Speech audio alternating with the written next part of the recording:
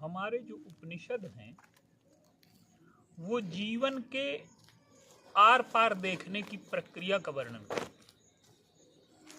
मनुष्य के जीवन का दुख और समस्या ही यही है कि वो शरीर में आज सिमट गया। किसी भी व्यक्ति का आप परिचय पूछो तो कोई भी ये न बताएगा कि इनका वजन इतना है, ऐसा रूप रंग है। वो बताएगा कि अच्छे हैं, बुरे हैं। जो भी बात बताई जाएगी वो अंतःकरण की बताई जाएगी, प्रवृत्ति की बताई जाएगी, संस्कार की बताई जाएगी, विवेक की बताई जाएगी। तो मनुष्य का जो वास्तविक परिचय है वो अंतःकरण है, जो सूक्ष्म शरीर है हमारा, उसी का परिचय होता है।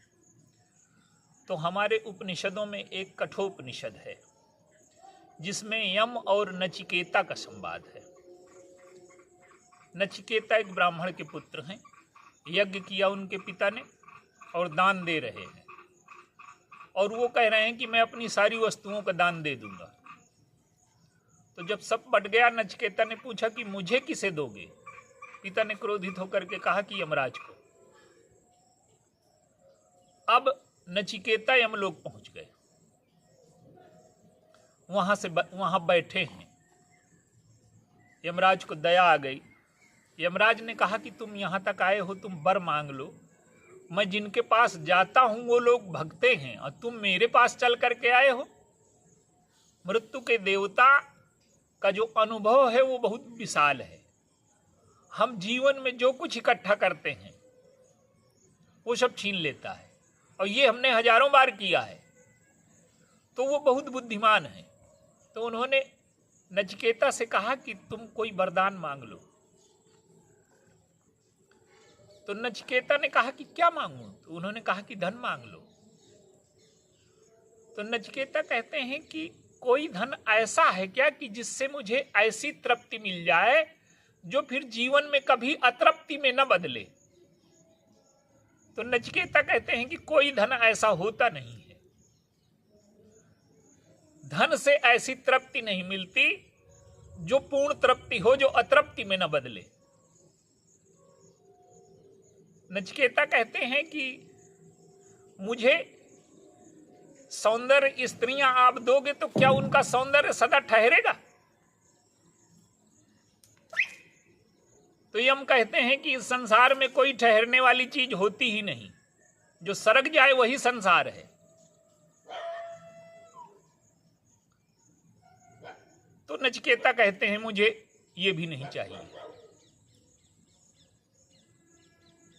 मैं लंबी उम्र का वरदान दोगे तो कभी लेने आओगे कि ना आओगे? यमराज कहते हैं चाहे जितनी लंबी उम्र का वरदान हो, कभी ना कभी तो मैं आऊंगा। ऐसा राज्य दोगे जो कभी न छीने? यमराज कहते हैं ऐसा कोई राज्य नहीं। तो नचिकेता कहते हैं कि मुझे मृत्यु का रहस्य बताओ, और यदि मैं मृत्यु के रहस्य को जान गया तो अमृत्यु का ज्ञान मुझे हो जाएगा। तो यमराज ने अंत में जब उनकी दृढ़ निष्ठा देखी, कोई आकर्षण उनके जीवन में नहीं है, वैराग्य की पराकाष्ठा है,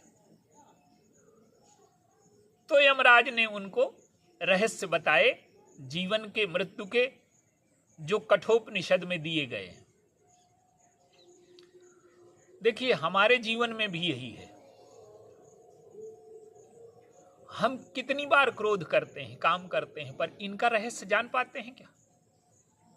मन हमारा हमें भ्रमित करने में बड़ा कुशल है।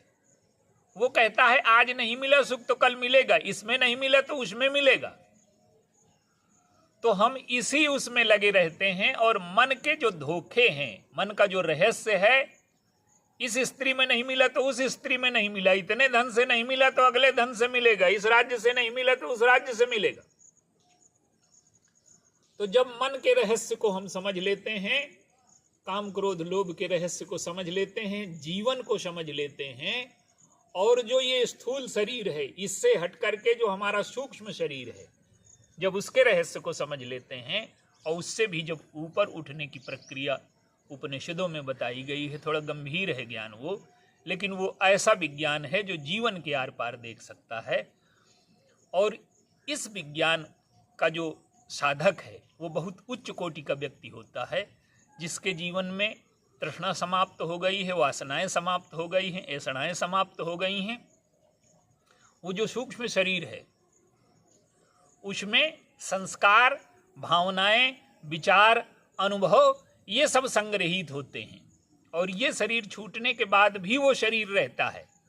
और वो शरीर छूट जाए और हम अमरत्व को उपलब्ध हो जाएं, यम और नचिकेता के संवाद का रहस्य यही है। बोलिए सियावर राम।